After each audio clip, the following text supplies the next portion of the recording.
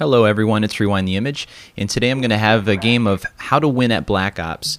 This game kind of stems off of the best class setup. I'm using virtually everything I talked about in that video, except for instead of using the chopper, I'm using the spy plane. This is a TDM match. I like to take this opening route 99% of the time, just because someone's probably going to try to flank us, so I'm going to try to catch them off guard and then get around to their spawn and do the same thing to them.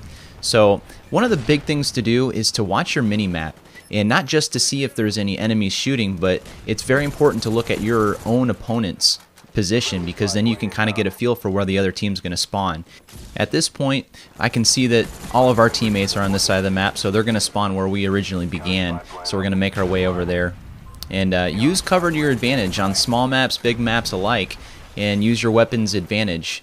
I'm using the FAMAS in this game, and it's very versatile. That's why I like using it so much.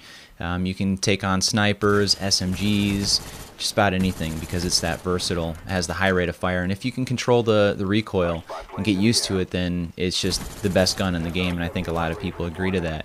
I picked up my Blackbird there, and sometimes I wait to call it in because it's good to call it in when you respawn, just to get the next kill streak building. It's the only way kind of to stack your kill streaks in Black Ops.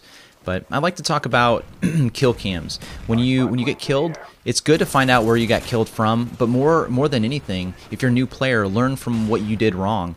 And that's one of the important things about kill cams, and why I think Black Ops is one of those games that you can progressively get better at. Another thing to do, and especially if you're playing free-for-all, is to learn spawn points. Because if you learn spawn points, then you can kind of control the way the game flows.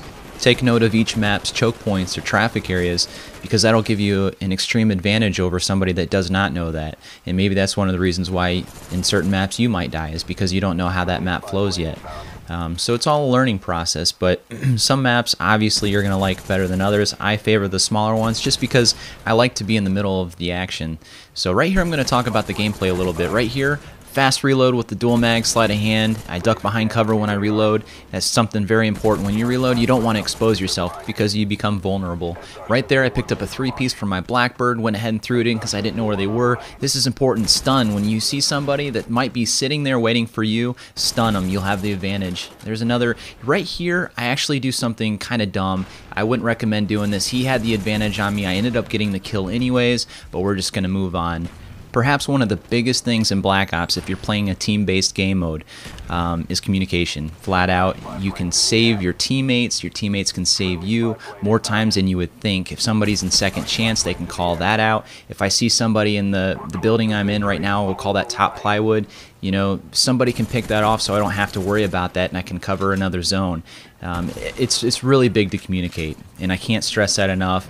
And if you play in a full party, maybe if you don't have people that you can play with, one good way to do that is to go into free-for-all or team deathmatch. Find people of your same play style or skill level, and if they have a mic, say, hey, you guys mind joining up? Maybe we can play a team game together.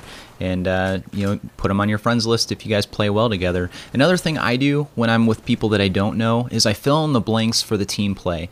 If there's somebody that's not being the Slayer, I'll jump into the Slayer mode. If there's somebody that's not playing the objective, I'll definitely do that, because that's what I actually enjoy doing the most.